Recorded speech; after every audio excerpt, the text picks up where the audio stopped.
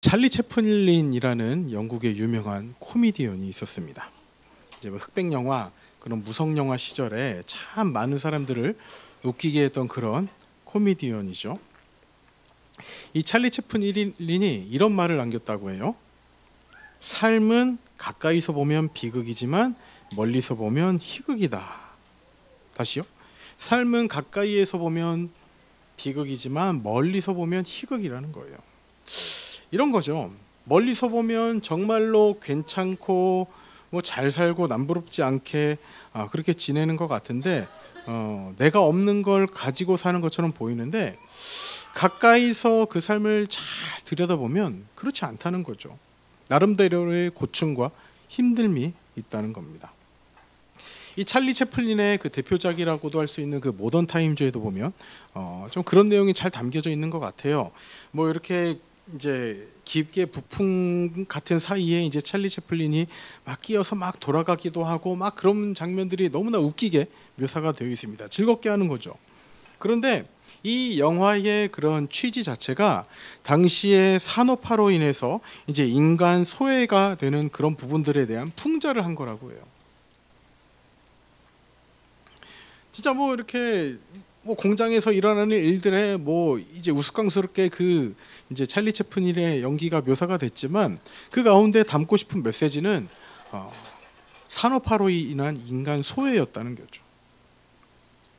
자, 이 말씀을 드리는 이유가 그렇습니다. 우리는 에스더 하면 보통 생각하는 게 있어요. 왕후, 왕비라는 자리가 참 높은 자리입니다. 그래서 우리는 이 한 가지로 에스더에 대해서 뭔가를 좀 오해하고 살고 있는 것 같아요. 어떤 말씀인가 하면 높은 자리에 오른 사람이 정말 위대한 결단을 했다. 죽으면 죽으리다. 정말 위대한 결단을 했다라고 우리는 그냥 쉽게 너무 생각해 버린다는 거죠. 그 결단 그 한 가지, 에스더는 죽으면 죽으리다라는 그 결단을 해서 그 한 가지로 참 어떻게 보면 신앙의 희극처럼 보이는 그런 메시지를 우리는 항상 느끼고 그것을 정말 위대하게 본다는 거예요. 너무 축해 세우는 거죠. 그런데 저는 이렇게 한번 생각을 해보고 싶습니다. 그저 이 상황 앞에 마주한 지극히 인간적인 우리와 똑같은 성정으로 있는 한 사람으로서 에스더를 바라보고 싶은 거예요. 단순히 우리도 힘든 일이 있으면 정말 죽으면 죽으리다의 그 결단과 각오로 나아가겠다.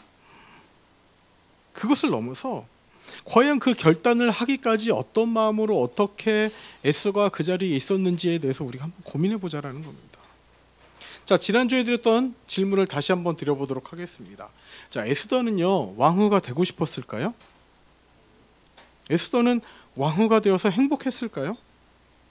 에스더는요 그 왕후가 된 그 길이 정말 이 길이 정말 하나님의 뜻이고 내가 그것을 이뤘다라고 자신 있게 이야기를 할 수 있었을까요? 일단은요 지난주에 살펴본 그 에스더의 모습은 이랬습니다. 자신의 이름을 잃었습니다. 자신의 정체성을 잃었습니다. 자신의 부모님을 잃었습니다. 모든 것을 잃게 만드는 세상 속에서 하나님의 은총을, 특별히 옆 사람을 통해서 주시는 하나님의 은총을 누리며 살아가고 있는 것에 대한 메시지를 전해드렸습니다. 자, 그렇기 때문에 그런 거예요. 현실을 수긍하는 것처럼 사는 듯 하면서도 수긍하지 못하고 살아가는 모습이 어쩜 우리와 그렇게 닮은지 모르겠습니다. 하나님의 뜻대로 살지 못하는 그 현실에 때로는 안타까움을 느낍니다. 이렇게 살면 안 되는데 라는 그런 후회도 막심합니다. 동시에 뭐 어쩔 수 없지라는 생각과 마음으로 살아가는 게 정말 우리와 똑같다라는 거예요. 그 가운데 오늘 말씀을 살펴보자는 겁니다. 16절에 있는 죽으면 죽으리다라는 그 메시지가 얼마나 인생의 무게가 담긴 고백인지를 살펴보고자 하는 거예요. 우리 하늘 형제님도 혹시 그 죽으면 죽으리다 이 메시지 들어본 적이 있나요? 없습니다. 모태신앙이라서 한번 여쭤봤습니다. 궁금해서. 자, 지난주에 말씀드린 것처럼요 여러분, 에스더서에는 누가 등장하지 않아요? 하나님이 등장하지 않아요. 하나님이 나오지 않습니다. 하나님이 등장하지 않는데 이렇게 하나님께서 숨어 계시는 듯한 상황 속에서 오늘 말씀을 통해서 우리에게 어떻게 역사하시는지를 살펴보자는 거예요. 우리 삶도 마찬가지죠. 하나님이 계시지 않는 것 같죠. 하나님이 숨어 계시는 것 같죠. 나의 삶에 전혀 상관이 없는 것 같죠. 오늘 에스더가 마주하는 상황도 그렇습니다. 과연 하나님이 어디 계신가? 하나님이 계시다면 이 상황으로 나를 몰아갈 수 있는가라는 그런 의구심이 들만도 하지만 그 가운데 우리 삶에서 어떻게 역사하시고 일하시는지를 우리가 함께 살펴보자는 거예요. 그래서 오늘 말씀을 이제 이해하려면 먼저 이제 3장을 이해하셔야 됩니다. 3장. 3장에는요 이런 이야기가 이제 나옵니다. 자, 3장에는 하만이라는 사람이 나와요. 누가 나온다고요?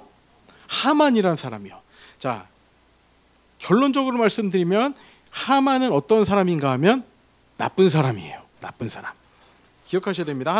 하만은 좋은 사람일까요? 나쁜 사람일까요? 나쁜 사람이에요. 자, 이 아하수에로 왕이 이 하만에게 왕 다음의 권력을 허락했어요. 2인자인 겁니다. 자, 그런데 이 에스더를 딸같이 돌봤던 누구였죠? 삼촌? 모르드게였죠. 모르드게가 마음에 들지 않았던 거예요. 이 하만의 눈에 이 모르드게는 정말 네 가지 없는 그런 말도 안 되는 인물이었던 겁니다. 감히 나에게 고개를 숙이지 않아? 라는 마음으로 모르드게를 정말 증오했어요. 그래서 모르드게를 어떻게 하려고 했을까요? 죽이려고 했습니다. 그런데 모르드게만 죽이려고 한 것이 아니라 같은 나라 사람들을, 유대인들을 전부 다 죽이려고 했던 거예요. 그리고 왕의 허락을 받습니다. 아하수에로 왕이요, 이렇게 하겠습니다 했더니 왕이 그렇게 하라는 거예요. 그 조서의 내용이 이렇습니다. 3장 13절에 이렇게 이제 이야기를 하고 있어요. 우리 노란 부분만 다 같이 한번 읽어볼까요? 시작. 모든 유다인을 젊은이, 늙은이, 어린이, 여인들을 막론하고 죽이고 도륙하고 진멸하고 또 그 재산을 탈취하라. 이런 그 조서를 왕의 각 지방에 보냈다라는 거예요. 자, 죽이고 그 재산을 전부 다 뺏어라라고 편지를 보냈다라는 겁니다. 조서를 보냈다는 거예요. 참 잔인한 조서죠. 하루아침에 한 나라, 포로로 살고 있는 한 나라가 없어질 위기에 처해진 거예요. 포로로 사는 것도 서러운데 이제는 온 나라의 사람들이 죽음을 맞이해야 하는 슬픔 가운데 처하게 되었습니다. 자, 여기서 우리가 살펴볼 첫 번째 메시지는 이겁니다. 우리 다 같이 읽어볼까요? 시작. 경계를 직면하다 한 사람으로.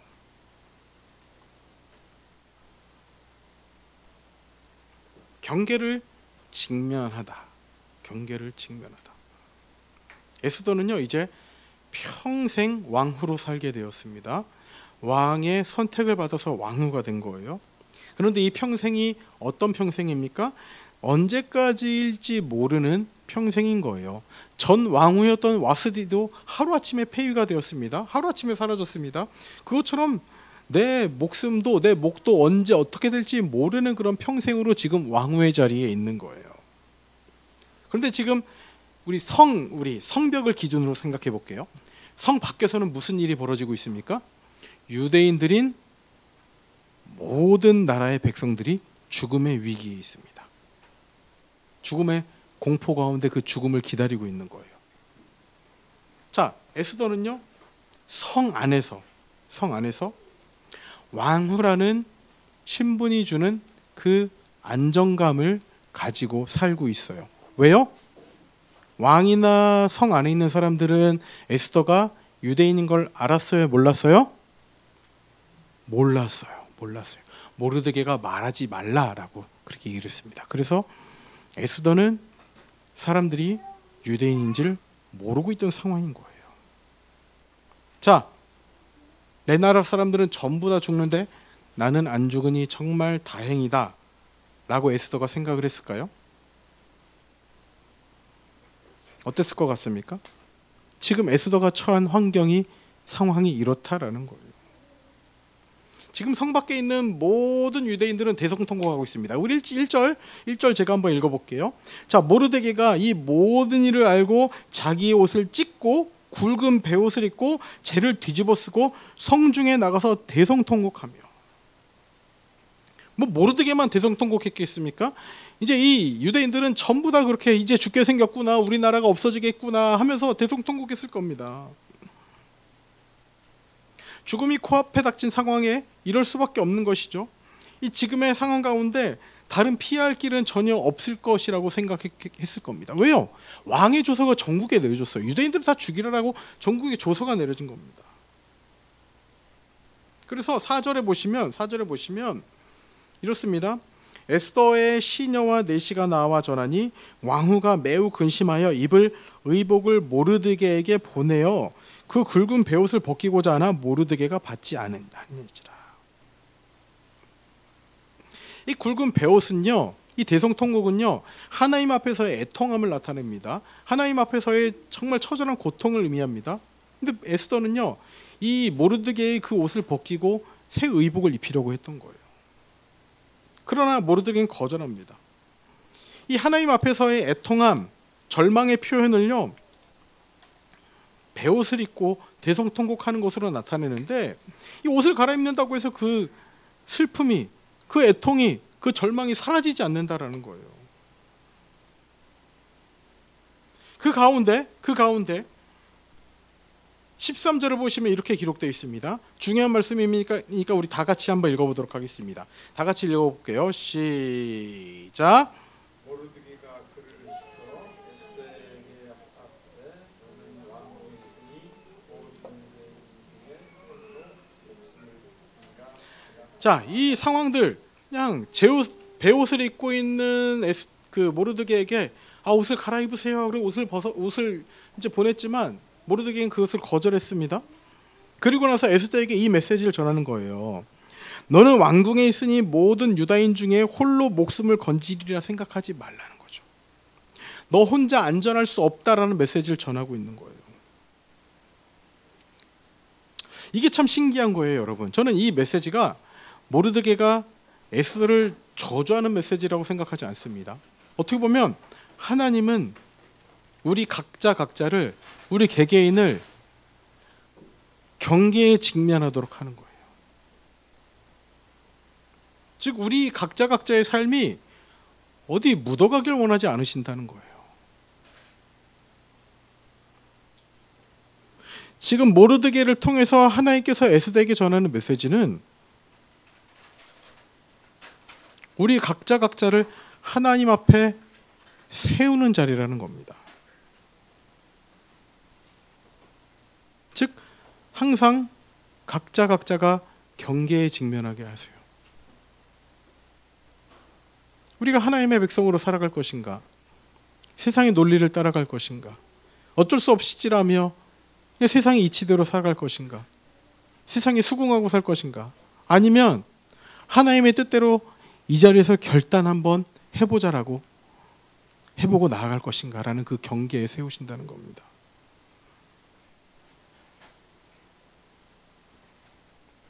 과거의 우리의 신앙이 우리를 보장해 주지 않는다는 거예요. 내가 왕년에 뭐 했는데, 내가 예전에 전도왕이었지. 내가 예전에 사랑의 청년부에서 제자훈련도 받고 리더도 하고, 예전에 청년부에서는 회장도 했지. 예전에는 내가 뭐 이랬지 저랬지. 예전에 작정 헌금했는데 정말 뭐 몇천만 원 했지. 이런 것들이 우리를 보장하지 않는다라는 거예요. 하나님께서 지금 우리가 어떤 선택을 해야 하는지 그 결정의 자리로 나아가도록 하신다라는 겁니다. 경계 앞에 서게 하신다라는 거예요. 자, 지금 보시면 이 에스더는요, 전국에 유대인으로 밝혀지지 않은 유대인으로 혼자 있는 거예요. 여러분이 에스더라면 여러분은 어떻게 하시겠습니까? 여러분이 에스더라면 어떻게 하시겠어요? 그냥 평생 모른 척 그냥 숨기고 살자. 유대인들 다 죽으면 내가 유대인인지 모를 거야. 그 선택을 하시겠습니까? 이 위기를 모면하기 위해서 온 민족의 멸망이라는 위기를 모면하기 위해서 무엇이라도 한번 해보시겠습니까? 그 가운데 모르드기는요, 에스더에게 이런 도전을 하는 겁니다. 우리 4장 14절도 중요한 말씀입니다. 다 같이 읽어볼게요. 시작. 이때 내가 만일 잠잠하여 말이 없으면 유다인은 다른 데로 말미암아 노임과 구원을 얻으려니와 너와 내 아버지 집은 멸망하리라. 내가 왕후의 자리를 얻은 것이 이때를 위함이 아닌지 누가 알겠느냐 하니. 모르드게가 마지막으로 중요한 질문을 던집니다. 너가 이때를 위해서 왕후의 자리에 오른 것이 아닌지 누가 알겠느냐라는 거예요. 지금 이때를 위해서 네가 왕후의 자리에 오른 것은 아닐까라는 고민을 해보라는 겁니다. 이 메시지가 무엇입니까? 이 메시지가 하나님께서 우리에게 주는 메시지이길 원합니다. 즉 이런 거예요. 우리 귀한 성도님들, 우리도 이 질문 앞에 서야 되는 거예요. 우리에게 있는 일들, 우리에게 나타나는 일들, 이 일들로 말미암아 어쩌면 이 일들이 우리가 하나님 앞으로 나아가게 하기 위한 일들인지를 고민해 보라는 거예요. 이 시간을 통해서, 지금 내가 통과하고 있는 이 시간을 통해서 그저 우연이 된 것은 단 하나도 없이 하나님의 섭리 가운데 있다면 이 일을 통해서 내가 하나님 앞으로 나아가기 위해서 어떻게 해야 되는지를 고민하라는 거예요. 지금 나에게 나타나고 있는 이 일이 내가 하나님께로 나아가고자 하는 하나님의 인도하심인지를 어찌 알겠느냐는 것이죠. 한번 생각해 보라는 겁니다. 그렇다고 해서 하나님이 아유 저 자식 봐라 저거 지금 안 되겠네 하면서 좀 낭떠러지로 밀어볼까 하고서 그 낭떠러지에 세우신다는 그 의미가 아니라, 디모데후서 3장 16절에 무엇이라 말씀합니까? 교훈과, 하나님이 교훈하시는 거예요. 책망과, 때로는 우리를 책망하십니다. 바르게 함과, 우리를 바른 길로 인도하시는 거예요. 의로 교육하기에 유익하니, 우리를 의로 교육하는 자리로 이끄신다라는 겁니다. 그래서 우리에게 되어지고 있는 일들 통해서, 우리에게 나타나는 일들을 통해서, 지금 내가 겪고 있는 도저히 이해되지 않는 일들을 통해서 하나님께서는 내가 하나님의 자리로 나아가도록 우리를 부르고 있지는 않은지를 고민하라는 거예요. 너가 지금 이때의 위기를 위하여 왕후가 된 것은 아닐까를 고민해 보라는 것처럼 우리의 삶에서도 내가 되어지는 이 일들을 통하여서 하나님 앞에 내가 단독자로 서도록 그렇게 부르심을 받은 것이 아닌지를 고민해 보라는 겁니다. 그렇게 하나님께서는 우리를 각자 나 혼자만의 결단의 자리로 인도하신다는 거예요. 그래서 그 경계를 직면해서 많은 무리 중에 있는 내가 아니라 하나님 앞에 독대해야 하는 나 한 사람으로 우리를 세우신다는 거예요. 아멘이십니까? 여러분 지금의 삶의 자리가 그런 자리임을 고민해 보시기 바랍니다. 모르드게의 이야기, 너가 왕후의 자리를 얻은 것이 이때를 위함이 아닌지 생각해보라, 고민해보라. 누가 알겠냐? 여러분들이 마주하고 있는 그 삶의 모습들이 하나님께서 여러분들을 하나님의 의로 인도하기 위해 허락하신 자리가 아닌지 고민해보라는 거예요. 우리가 매일매일 서야 하는 그 경계가 이런 경계라는 것입니다. 그냥 뭉뚱그려서 예배드리는 수많은 사람 중 한 명이 아니라, 여러분 하나님 앞에 선 나로 부르신다는 거예요. 하나님 앞에 선 우리 정서와, 의자에 앉아있는 우리 정서와 서를 그렇게 부르신다는 거예요.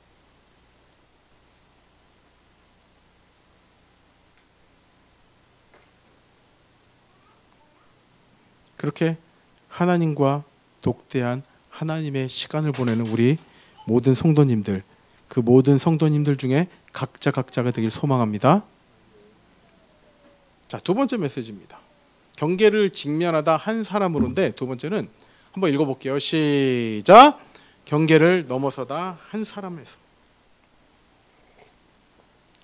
자, 두 번째 메시지는 경계를 넘어서다입니다.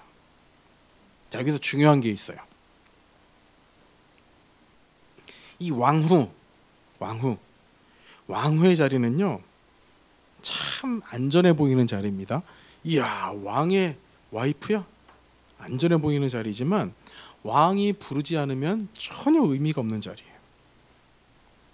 자, 여기서 우리는 이 가운데 한 사람의 결단을 마주합니다. 죽으면 죽으리다의 결단을 마주하는데 우리는 이 이야기의 결말을 알고 있기 때문에 그냥 너무 뻔하다고 생각하는 것 같아요. 근데 이게 그냥 된 결단이 아니라는 것을 여러분들에게 정말 진심으로 말씀드리고 싶습니다. 두 가지의 큰 고민이 있는 거예요. 두 가지의 큰 고민. 자, 첫 번째 고민은 이거였을 거예요. 자, 에스더는요, 전 세계에서 가장 큰 권력을 가진 왕과 결혼을 했습니다. 그런데 이 결혼이 서로의 관계 속에서 나도 좋고 너도 좋고가 아니라 왕이 너 나와 해가지고 선택된 자리라는 거예요. 그냥 이 왕에게 있어서 이 왕후의 자리, 여자라는 것은 그냥 내 소유물 정도로 생각하지 않았을까 싶습니다. 그렇게 왕후가 되어서 5년 6년의 시간을 보낸 거예요. 자, 이렇게 5년 정도의 시간을 보낸 삶 속에서 유대적인 모든 요소는 감추고 산 겁니다. 모르드게의 조언을 받아서 유대인으로 산 게 아니라 그냥 그 왕으로서 그 나라 사람으로 산 거예요.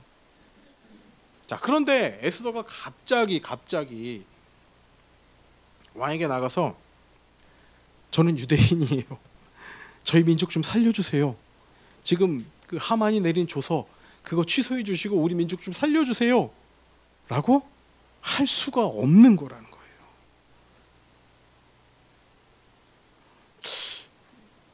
마치 기독교 박해 국가에서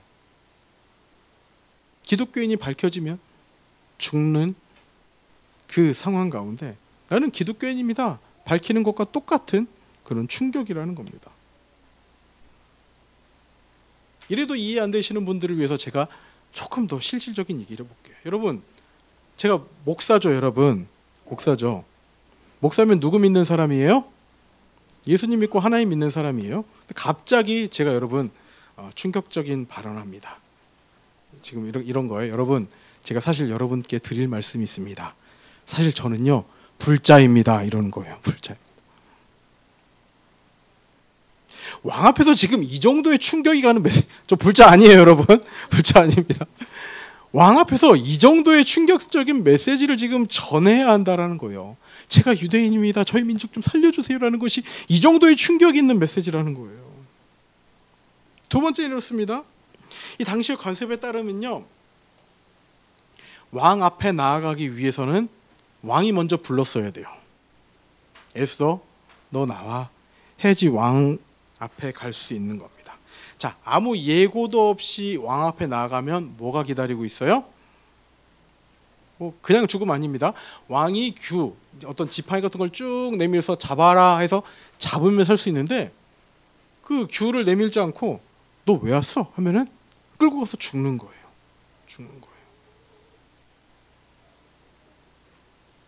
근데 이거는요, 당시에 모든 사람들이 알고 있던 겁니다. 그러니까 모든 백성들이 알고 있던 사실이에요. 11절 보시면 이렇습니다.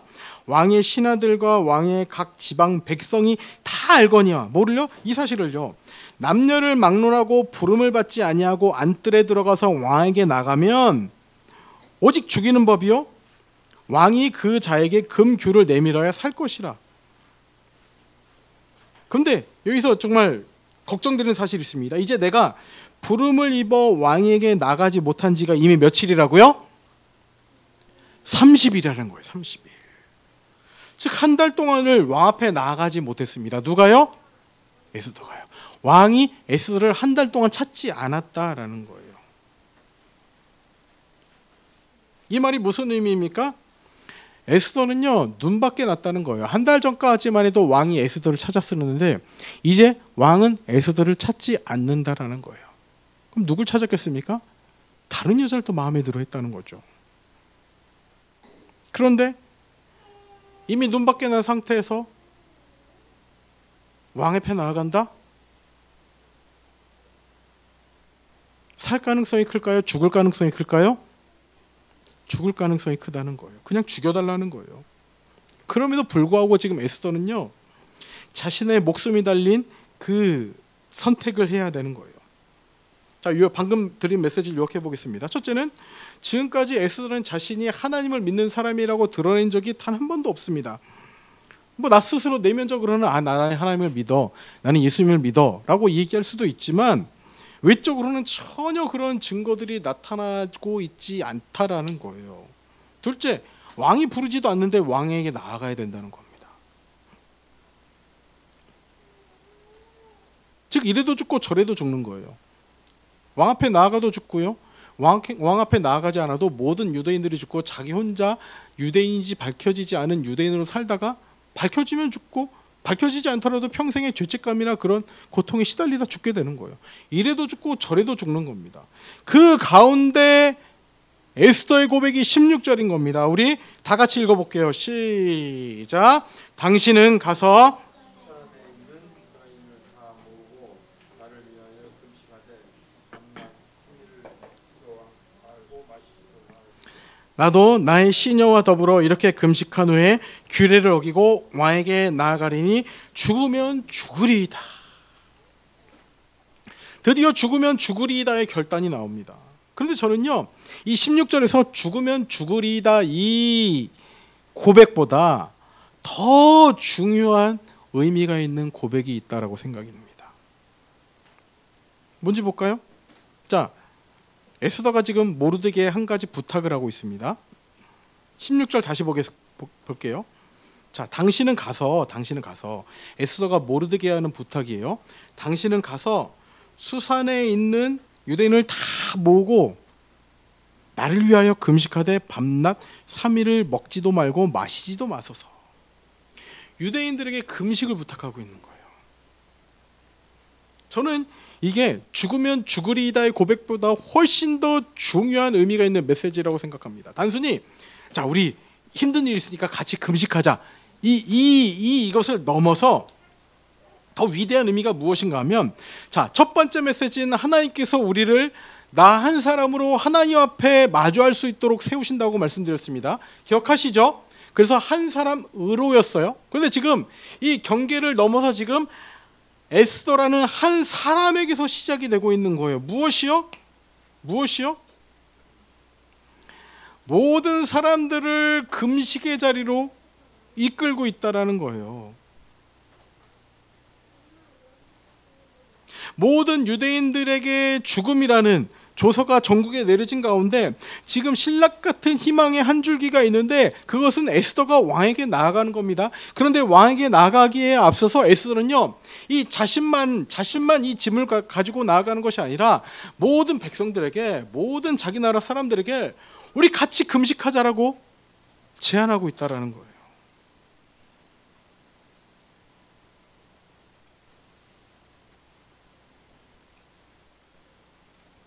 모든 사람들을 하나님 앞으로 이끌고 있는 겁니다. 즉 결론적으로 이래도 죽고 저래도 죽는, 이래도 낭떠러지 저래도 낭떠러진 그 상황 가운데 에스더는 내가 그래도 왕 앞에 나아가 볼 테니 이것을 위해서 같이 기도해 달라는 거죠. 지금 이 왕후라는 에스더 한 사람으로 끝날 일이 아니라 이것이 모든 자기의 백성들이 기도할 기도 제목으로 던져졌다라는 거예요. 모든 사람들을 하나님을 향한 결단의 자리로 동참시키고 있다라는 겁니다.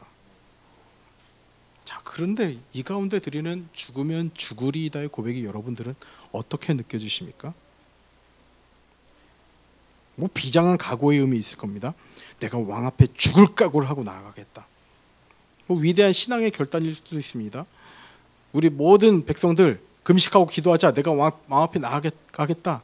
뭐 그런 위대한 결단처럼 보이기도 합니다. 그러나 저는 마치 처량한 흐느낌처럼 느껴지는 거예요. 이래도 죽고 저래도 죽을 바에는 내가 이거라도 시도해보겠다라는, 죽으면 죽겠지, 그런 흐느낌처럼 느껴진다는 거예요.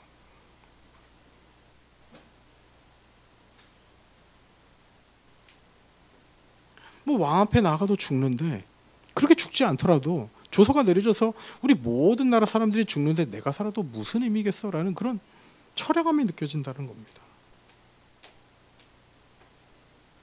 그럼에도 두렵지만 죽겠다는 그 각오를 하고 왕 앞에 나아갈 결단을 하고 있다라는 거예요.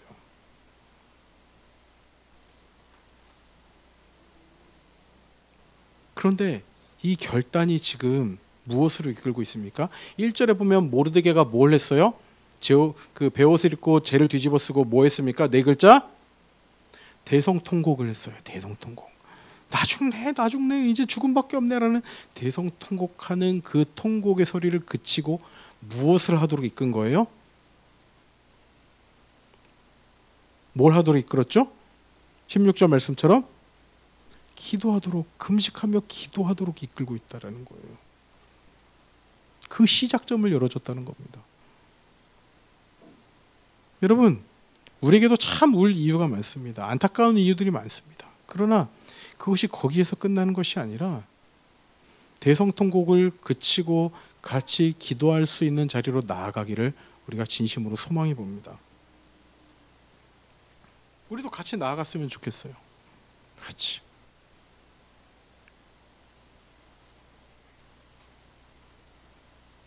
그 가운데 한 가지 제가 여러분들에게 작은 제안을 한 가지 해보고 싶습니다.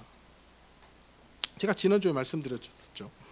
이제 모든 것을 잃은 에스더에게 모르드게가 하나님의 은총으로 다가왔던 것처럼 제가 여러분들에게 모르드게와 같은 존재가 되고 싶다고 말씀드렸어요. 근데 교회와 관련해서 제가 한 가지 조금 오해하고 있었던 것이 있는 것 같아요. 여러분 어떻습니까? 우리 교회가 커요, 작아요? 작죠. 작아서 여러분들의 손길이 없어도 저 혼자 다 할 수 있어요. 그래서 저는요, 여러분, 내가 혼자 다 할 수 있으니까 아직 규모가 되지 않으니까 나 혼자서 이 일 다 하고서 우리 성도들에게 부담 안 주는 것이 더 큰 배려라고 생각을 했습니다. 그래서 저는 오늘 메시지를 이제 확인하면서 에스더의 한 사람이 결단이 대성통곡을 멈추고 그 대성통곡의 소리가 기도의 소리로 바꾸도록 이끌었던 것처럼 저 혼자 할 수 있다고 해서 제 혼자 하는 게 아니라 여러분 같이 가는 게 더 중요하다는 생각이 들었어요.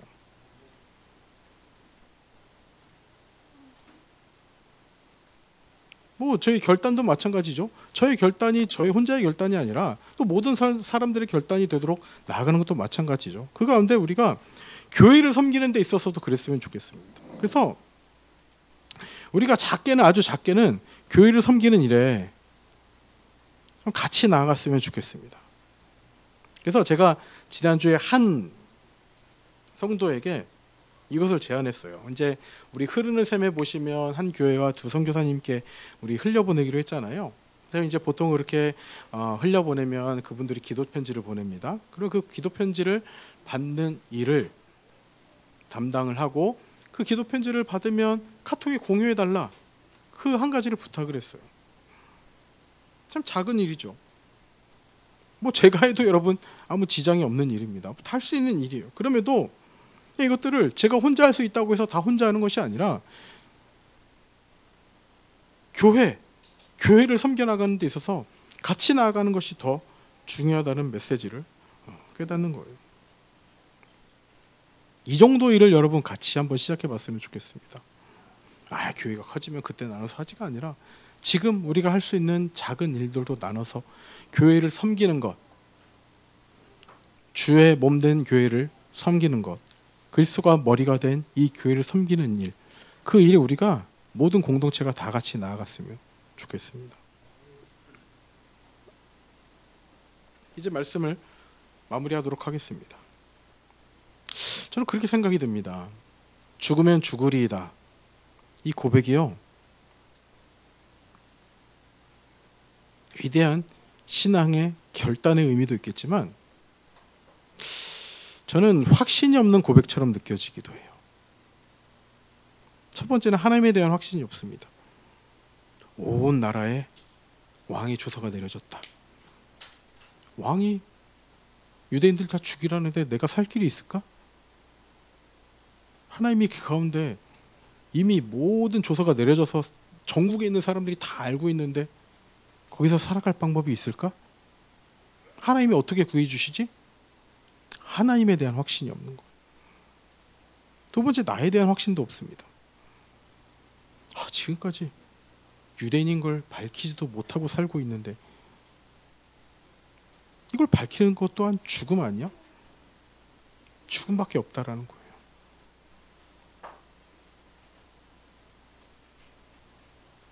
하나님에 대한 확신도 없고 나에 대한 확신도 없고 그냥 죽으면 죽는 길밖에 없구나라는 그런 고백을, 안타까운 고백을 드리고 있는 거죠. 그리고 어때요? 금식이란 게 어떻습니까? 그 가운데 신앙적인 고백을 드리지만, 자, 왕 앞에 나아가야 되는데 그 허락이 없이 나가는 그 순간 어떻게든 좀 더 자신을 치장해야 되는 거죠. 근데 금식이란 게 어때요? 3일 금식하면, 여러분 3일 금식해 본 적 있으신가요? 3일 금식하면 몸에 힘도 없고 얼굴도 완전히 이제 피골이 상접한다고 하죠. 이게 에스더에게 불리하게 작용할 수밖에 없는 그런 환경이 되는 거예요. 그럼에도 딱 한 번 매달려 보는 거예요. 딱 한 번만 절박하게 매달려 보는 거예요.